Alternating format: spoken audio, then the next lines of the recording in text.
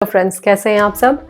2 अगस्त को आ रही है श्रावण मास की महाशिवरात्रि। ये एक ऐसा दिन जो हर शिव भक्त को जिसका इंतजार होता है। श्रावण मास की शिवरात्रि बहुत ही इम्पोर्टेंट है उन सब शिव भक्तों के लिए जो अपने भोलेनाथ को खुश करना चाहते हैं।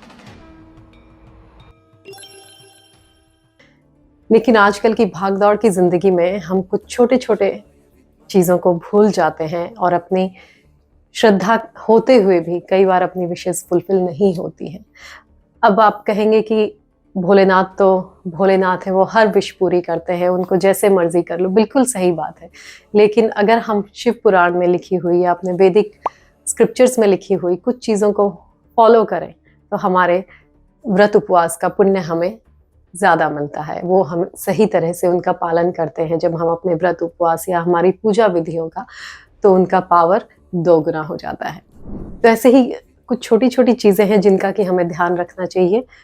शिवरात्रि के दिन अगर आप व्रत उपवास कर रहे हैं तो आप नहा धोकर धुले हुए पवित्र वस्त्र पहनकर शिव मंदिर में जाइए। अगर आप घर पे भी पूजा कर रहे हैं तो भी आप नहा धो के धुले हुए वस्त्र धारण करें और उसके बाद शिव जी को पंचामृत का अभिषेक ज़रूर करें और 108 बेलपत्र चढ़ाएं। उसके अलावा आपका जो भी मन करे आप भोलेनाथ को चढ़ा सकते हैं, लेकिन पंचामृत का अभिषेक और 108 बेलपत्र शिवरात्रि के दिन भोलेनाथ को ज़रूर अर्पित करें।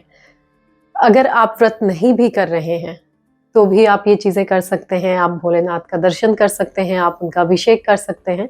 लेकिन अगर आप व्रत उपवास कर रहे हैं तो आप ध्यान रखिए कि आप पूजा से पहले, आप भोलेनाथ का अभिषेक करने से पहले खुद कुछ ना ग्रहण करें, ना ही चाय पानी या कुछ भी नहीं। कई बार हम आजकल के बिजी स्केड्यूल में हम सोचते हैं कि चलता है आजकल, लेकिन अगर आपको कोई हेल्थ इश्यूज नहीं है, अगर आप इजीली कर पा रहे हैं तो आप इन चीज़ों का ज़रूर ध्यान रखें। इसके अलावा मान लीजिए कि व्रत उपवास नहीं कर रहे हैं, सिर्फ पूजा कर रहे हैं तो भी चलेगा, लेकिन उस दिन लहसुन प्याज का सेवन ना करें। अगर आपको किसी भी तरह का कोई एडिक्शन है, मान लीजिए आप टोबैको या अल्कोहल या स्मोकिंग, किसी भी तरह का कोई भी अगर आपको एडिक्शन है तो उस दिन आपको इन चीज़ों का सेवन नहीं करना चाहिए। हालांकि इन चीज़ों का सेवन पूरे श्रावण मास में ही वर्जित है, लेकिन अगर आप फिर भी उस दिन तो बिल्कुल नहीं करना चाहिए।